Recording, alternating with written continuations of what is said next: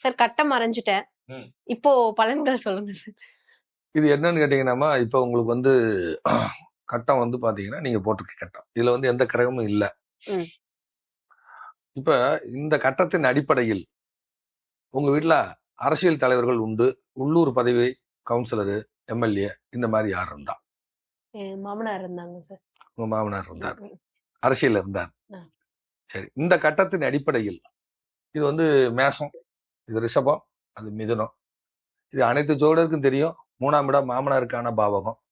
உங்க மாமனாரு சர்ஜரி வந்து இறந்துட்டாராமா? சர்ஜரி வந்துச்சா? ஆபரேஷன் வந்துச்சா?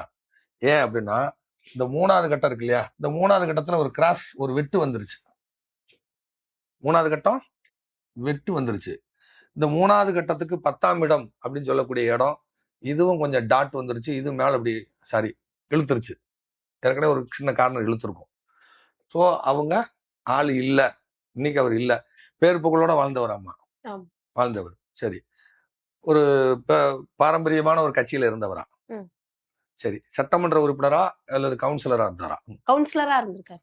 கவுன்சிலரா இருந்திருக்காரு, சட்டமன்ற உறுப்பினர் இல்ல, எம்எல்ஏ கிடையாது. எம்எல்ஏவா ஒரு முறை இருந்திருக்காரு சார். கவுன்சிலராகவும் இருந்திருக்காரு. ஒரு முறை இருந்திருக்காரு. அவங்க இருந்திருப்பாங்க அப்படின்னு சொல்லுது. ஏன்னா இந்த கட்டத்தின் அடிப்படையில் 3ஆம் இடத்துக்கு 2ஆம் இடங்கிறது கடக வீடு.